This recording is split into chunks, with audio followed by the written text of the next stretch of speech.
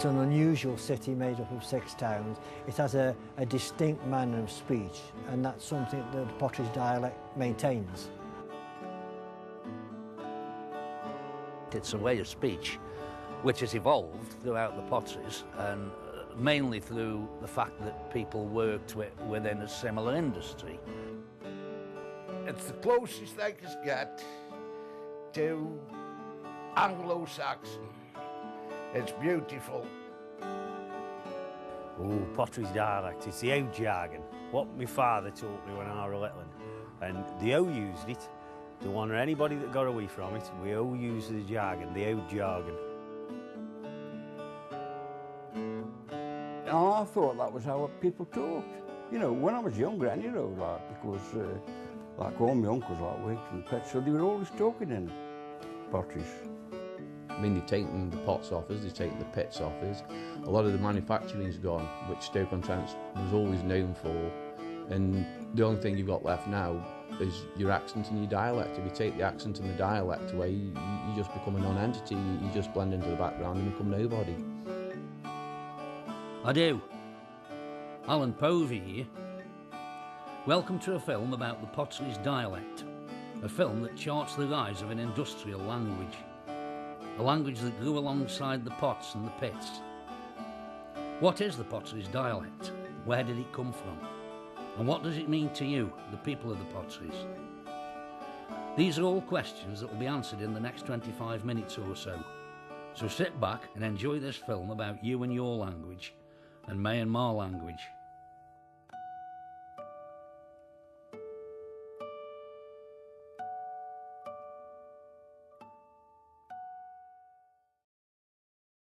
Steve Burks, a former potter and a local historian, knows more than a thing or two about the Potteries and about the local dialect. Most locations in the country will have a pretty unique way of speaking, a way of pronunciation, and that tends to be confined to a local area. And so the Potteries dialect is that manner of speech which is confined to the 6 towns of Stoke-on-Trent. If you live in Stoke-on-Trent, you don't notice that you speak differently than many other people, but often you'll find a visitor will come and sort of say, well, don't you talk funny around here? Up doch cawat. I've gone as fianner I want it. What they? Talk proper, they. Why was up the road to speak? Everybody knows what I'm talking about, don't they?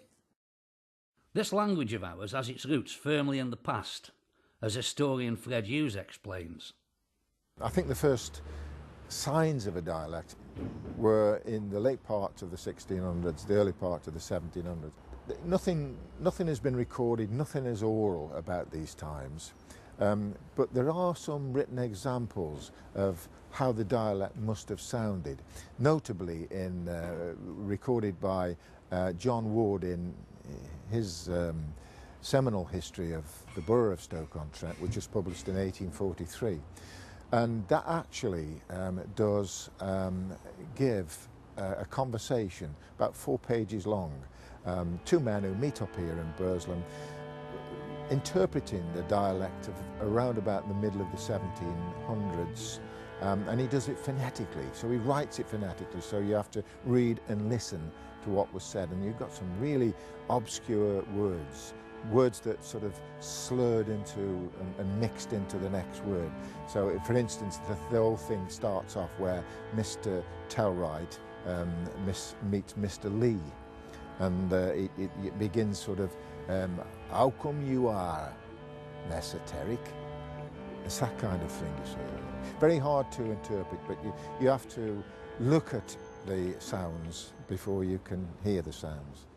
Of course, fans of the Dave Foller's character's Myanmar lady will be used to looking at the sounds before being able to hear them. We'll see later how the Potteries dialects inspired stories, cartoons and comedy. But for one man, it's inspired him to write poems about the Potteries, written in Potteries. The sacred oatcake. Oatcakes are here, oatcakes are here. They can't get enough. We send them Paris, Barcelona, even Magaluf. The recipe's a magic thing. It's Potteries through and through. It's got to be the best food made from Stafford up to Crewe. Isn't it quite like an oatcake when it's peckish and need a snack? But to roll them with the filling in, there is a certain knack. It might seem trivial to most of you, but it annoys me when they break. The finished section must be round, it's vital for heaven's sake.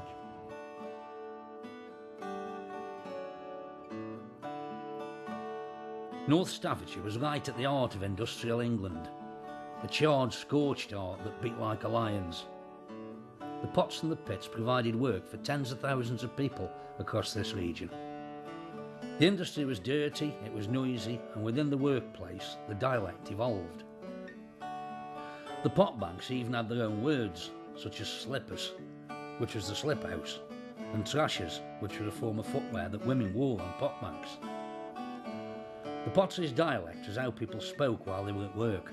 We've got an area based on industry, and once you've got a close community of miners, of potters, and families work together and son follows father, you get all that sort of dialect and accent persisting very strongly.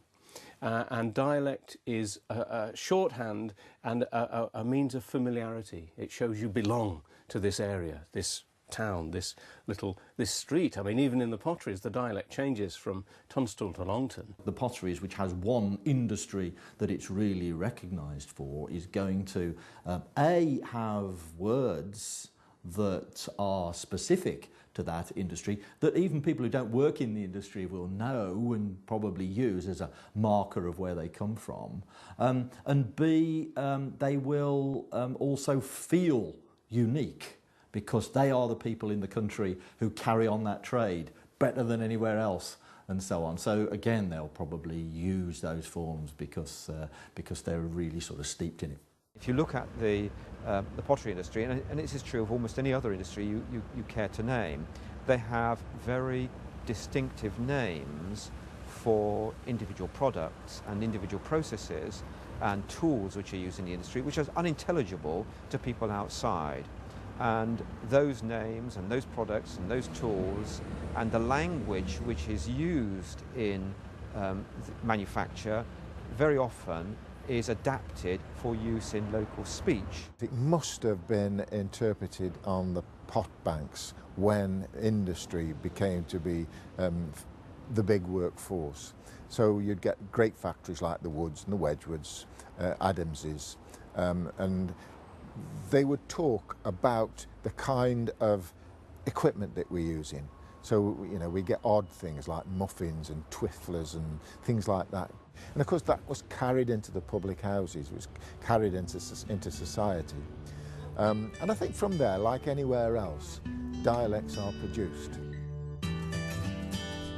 I can vaguely remember my older brother saying something like, "Cost say kick a ball against the wall and head it till you bust it." Cost kick a bow against the wall and head it till it busts. Everyone does that cost kick a bow again a woe thing, don't they? Can you kick a bow against the woe and hit it with your head? My granddad used to do the old cost kick a bow again the woe, and I'm like, what's that all about? And my mother used to tell me what it was. And then until they explained to me, it was like, can you kick a ball against the wall, head it with the head till it burst? I'm like, right, now I get it now.